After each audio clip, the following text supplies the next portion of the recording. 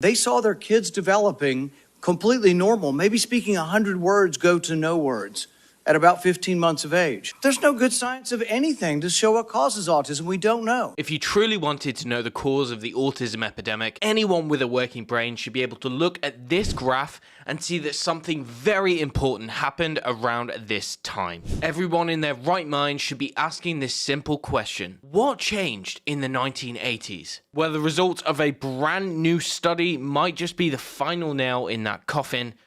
And I'll be honest, guys, it's much worse than I thought. Because it's not just autism which has skyrocketed. It's a range of neurodevelopmental, metabolic, and immunological disorders which have risen dramatically across the board in our children. People deserve to know why this is happening, and even more so, our children deserve justice. But coming back to our original question, there is one thing that definitely changed. The rate of autism tracks very closely with the increased administration of a certain medical procedure. This is both in pregnant mothers and in extremely young infants. Well, in 1983, children were given just 11 shots, but following 1986, this is gradually increased to over 58 shots administered in 76 doses. In utero, this diagram can help you visualize how bad this really is. And although we can't really talk about that yet on this platform, there have been many people who have noticed this trend over the years. In fact, this is something that Robert F. Kennedy Jr. has been investigating and openly discussing in the public domain for decades. As it turns out, RFK Jr. was recently grilled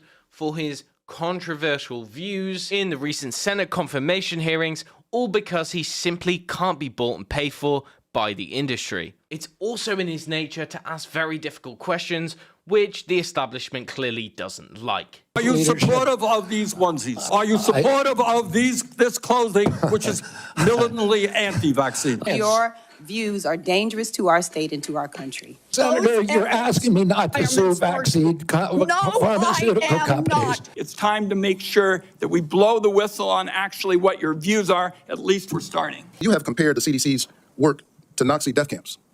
You've compared it to sexual abusers in the Catholic Church. Of course, it's just a coincidence that the politicians who have been the most vocal opponents to RFK are also the largest recipients of money coming directly from pharmaceutical companies. They did not like it when RFK pointed out this very clear conflict of interest for everyone else to see. You know, the problem of corruption is not just in the federal agencies, it's in Congress too.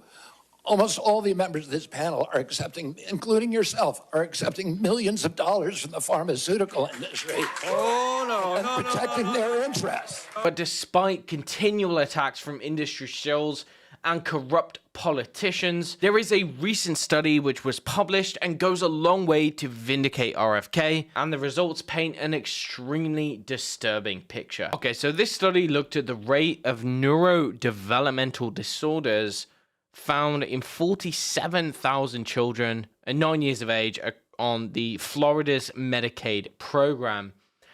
These disorders included autism spectrum disorder, hyperkinetic syndrome, epilepsy or seizures, learning disorders, encephalopathy, and tic disorders. Lo and behold, it found that children who were given this specific medical procedure were significantly more likely to develop every single one of these conditions compared with the children who were not. But it gets much worse. For the children who were born prematurely, these kids, well, their risk of developing at least one of these disorders was 4 times higher. But here's the real kicker: the more shots a child had, the higher their risk of developing autism. Children with 1 shot had a 1.7 times increased risk, whereas those with 11 shots or more, which is really quite common, had a 4.4 times increased risk. This is huge. And why is this study so pivotal? Well,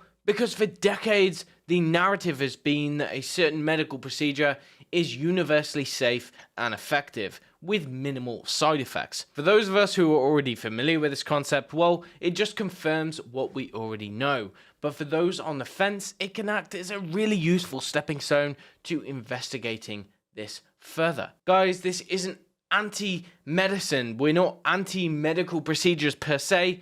We are pro-science. We are pro-transparency. We are pro-health. So fingers crossed, guys. I'm hopeful that we're going to see more transparency. We're going to be seeing more stuff coming out in the coming months. And yeah, let's hope for a better future for all. Thanks, and see you next time.